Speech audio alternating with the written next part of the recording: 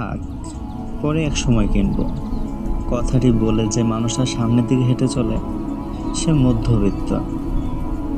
তার হেঁটে চলে যাওয়ার ভঙ্গিটা লক্ষ্য করলে দেখবেন তাতে একটা ভারী দায়িত্বের ছাপ থাকে। যে মানুষটি নিজের ইচ্ছেকে দূরে সরিয়ে রেখে হেঁটে যায় সে মূলত তার পরিবারের মুখে হাসি ফোটানোর বড় দায়িত্বটি কাঁধে নিয়ে চলে। এই মানুষগুলোর প্রতিটি পদক্ষেপ ক্যালকুলেটরের মতো নিখুঁত। কী কিনলে মাস শেষে হাত খালি হবে না, কার জন্য কতটুকু বাজেট রাখা যায়, এই হিসেবে তাদের অর্ধেক জীবন কেটে যায়। মধ্যবিত্তের ডিকশনারিতে চাহিদা শব্দের চেয়ে সামর্থ্য শব্দটির ওজন অনেক বেশি। শখের জিনিসটা যখন সে হাত থেকে রেখে দেয় তখন আসলে সে নিজের শখটাকে বিসর্জন দেওয়ার এক কঠিন অভ্যাসে অভ্যস্ত হয়ে ওঠে। মধ্যবিত্ত মানেই তো এক বুক ইচ্ছে নিয়ে অল্পতে সন্তুষ্ট থাকার অভিনয়।